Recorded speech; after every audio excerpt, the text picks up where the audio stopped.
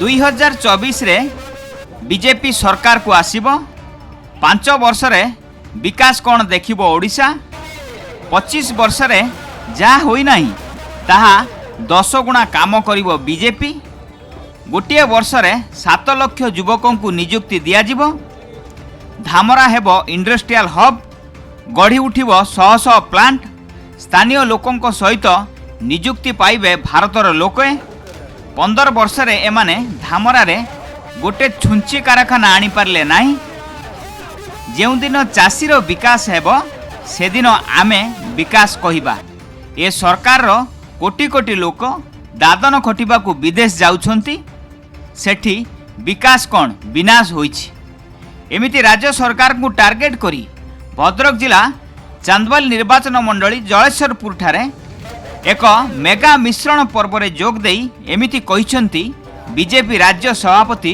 तथा चांदवाल बीजेपी प्रार्थी मनमोहन सामल ता सहित एथर लोके संकल्प नैचंती ए सरकार को परिवर्तन करिवा पाई बीजेडी और कांग्रेस दल छाड़ी नूतन भावे जोग देइथिबा शताधिक कर्मी माने विश्वर 1 नंबर दल रे कार्य करने को सुजोग पाइछंती सेथिपाई सेमानकु अभिनंदन जणाइथिले एही सभारे स्वर बीजेपी प्रार्थी राजेंद्र दास बीजेपी नेता अजय नायक अशोक राउल उपेंद्र राउल और जलेश्वरपुर बीजेपी नेता रमाकांत भल प्रमुख जोग देइथिले ओडिशार गोटे शासन चलछि से शासन को परिवर्तन करिया पई 2024 निर्वाचन रे लोक संकल्प नहीं ये सरकार परिवर्तन कर विकास तो ही विनाश होशार लोक जदि दादन खटिया को जी 1.5 कोटी युवक ये विकास कौटे 3 कोटी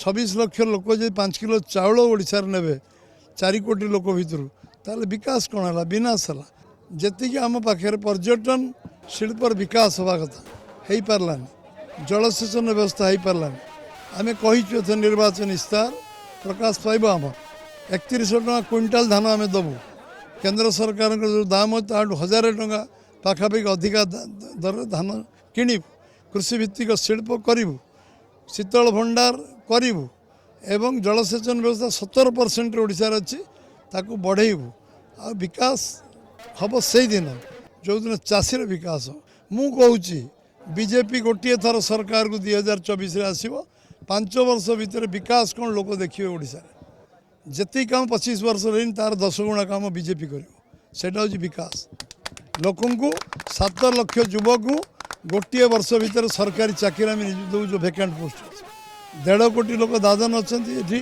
पर्यटन विकास हम ये कर्मसंस्थान या लोक ये कम कर आम धामरा को इंडस्ट्रियल हब करूँ जो 80 किलोमीटर दूर पर्यंत इंडस्ट्रियल हब हम एवं ये शह शह शिल्प गढ़ी उठो ये ओडिशार केवल चांदवाल लोक नियुक्ति पाइबे ओडिशार लोक नियुक्ति पाइबे सारा देशर लोक नियुक्ति पाइबे ये 15 वर्ष है पोर्ट रे कौन गोटे छुंची कारखाना आनी पारे एम विकास कथा कौन कहे व्यक्तिगत विकास आज कथा कहबार अधिकार नहीं जे निज विषय उपस्थापन कर से अंचल विकास कौन करेंगे ओडिशार विकास कौन करेंगे जहाँ पाक फाइल आसुनी मंत्री पाक से कौन राज्य विकास करेंगे।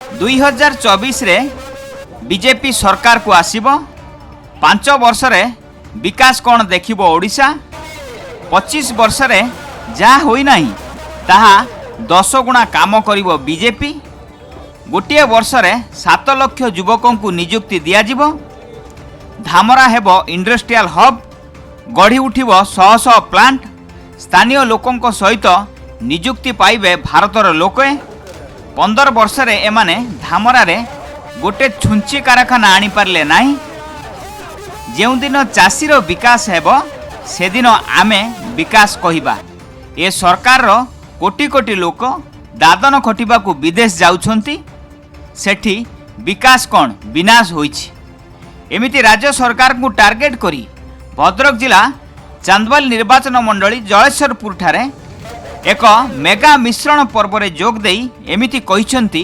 बीजेपी राज्य सभापति तथा ଚାନ୍ଦବାଲିର ବିଜେପି ପ୍ରାର୍ଥୀ ମନମୋହନ ସାମଲ। ତା ସହିତ ଏଥର ଲୋକେ ସଂକଳ୍ପ ନେଇଛନ୍ତି ଏ ସରକାରକୁ ପରିବର୍ତ୍ତନ କରିବା ପାଇଁ।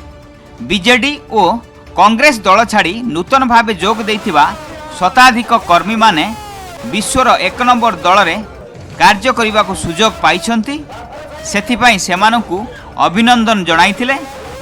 ଏହି ସଭାରେ ସ୍ୱର ବିଜେପି ପ୍ରାର୍ଥୀ ରାଜେନ୍ଦ୍ର ଦାସ, ବିଜେପି ନେତା ଅଜୟ ନାୟକ, ଅଶୋକ ରାଉଳ, ଉପେନ୍ଦ୍ର ରାଉଳ ଓ ଜଳେଶ୍ୱରପୁରର ବିଜେପି ନେତା ରମାକାନ୍ତ ଭଳ ପ୍ରମୁଖ ଯୋଗ ଦେଇଥିଲେ।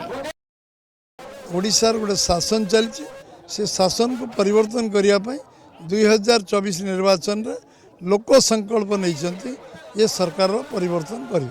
ବିକାଶ ତ ହେଇନି, ବିନାଶ ହେଇଛି। ଓଡ଼ିଶାର ଲୋକ ଯଦି ଦାଦନ ଖଟିବାକୁ ଯିବେ 1.5 କୋଟି ଯୁବକ, ଏଠି ବିକାଶ କେଉଁଠି ହେଲା? 3 କୋଟି 26 ଲକ୍ଷ ଲୋକ ଯଦି 5 କିଲୋ ଚାଉଳ ଓଡ଼ିଶାରେ ନେବେ 4 କୋଟି ଲୋକ ଭିତରୁ, ତାହେଲେ ବିକାଶ କ'ଣ ହେଲା? ବିନାଶ ହେଲା।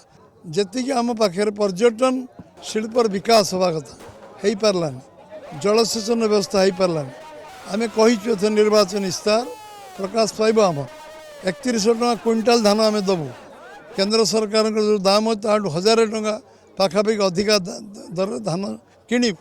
କୃଷିଭିତ୍ତିକ ଶିଳ୍ପ କରିବୁ, ଶୀତଳ ଭଣ୍ଡାର କରିବୁ ଏବଂ ଜଳସେଚନ ବ୍ୟବସ୍ଥା 17% ଓଡ଼ିଶାରେ ଅଛି, ତାକୁ ବଢ଼େଇବୁ। ଆଉ ବିକାଶ ହେବ ସେଇଦିନ ଯେଉଁଦିନ ଚାଷୀର ବିକାଶ। ମୁଁ କହୁଛି ବିଜେପି ଗୋଟିଏ ଥର ସରକାରକୁ 2024ରେ ଆସିବ। 5 ବର୍ଷ ଭିତରେ ବିକାଶ କ'ଣ ଲୋକ ଦେଖିବେ ଓଡ଼ିଶାରେ? ଯେତିକି କାମ 25 ବର୍ଷରେ ହେଇନି ତାର 10 ଗୁଣା କାମ ବିଜେପି କରିବ। ସେଇଟା ହେଉଛି ବିକାଶ। ଲୋକଙ୍କୁ 7 ଲକ୍ଷ ଯୁବକଙ୍କୁ ଗୋଟିଏ ବର୍ଷ ଭିତରେ ସରକାରୀ ଚାକିରି ଆମେ ଦେଉଛୁ, ଭେକାଣ୍ଟ ପୋଷ୍ଟ ଅଛି। 1.5 କୋଟି ଲୋକ ଦାଦନ ଅଛନ୍ତି। ଏଠି ପର୍ଯ୍ୟଟନ ବିକାଶ ହେବ, ଏଠି କର୍ମସଂସ୍ଥାନ ତିଆରି ହେବ, ଲୋକ ଏଠି କାମ କରିବେ। ଆମେ ଧାମରାକୁ ଇଣ୍ଡଷ୍ଟ୍ରିଆଲ ହବ୍ କରିବୁ, ଯେଉଁଠି 80 କିଲୋମିଟର ଦୂର ପର୍ଯ୍ୟନ୍ତ ଇଣ୍ଡଷ୍ଟ୍ରିଆଲ ହବ୍ ହେବ ଏବଂ ଏଠି ଶହ ଶହ ଶିଳ୍ପ ଗଢ଼ି ଉଠିବ। ଏଠି ଓଡ଼ିଶାର କେବଳ ଚାନ୍ଦବାଲି ଲୋକ ନିଯୁକ୍ତି ପାଇବେନି, ଓଡ଼ିଶାର ଲୋକ ନିଯୁକ୍ତି ପାଇବେ, ସାରା ଦେଶର ଲୋକ ନିଯୁକ୍ତି ପାଇବେ। ଇଏ 15 ବର୍ଷ ହେଲା ପୋର୍ଟରେ କ'ଣ ଗୋଟିଏ ଛୁଞ୍ଚି କାରଖାନା ଆଣିପାରିଲେନି। ଏମାନେ ବିକାଶ କଥା କ'ଣ କହିବେ? ତାଙ୍କର ବ୍ୟକ୍ତିଗତ ବିକାଶ। ଆଜି ତାଙ୍କର କଥା କହିବାର ଅଧିକାର ନାହିଁ। ଯେ ନିଜ ବିଷୟରେ ଉପସ୍ଥାପନ କରିପାରୁନି, ସେ ଅଞ୍ଚଳର ବିକାଶ କ'ଣ କରିବେ? ଓଡ଼ିଶାର ବିକାଶ କ'ଣ କରିବେ? ଯାହା ପାଖକୁ ଫାଇଲ୍ ଆସୁନି ମନ୍ତ୍ରୀ ପାଖକୁ, ସେମାନେ କ'ଣ ରାଜ୍ୟର ବିକାଶ କରିବେ?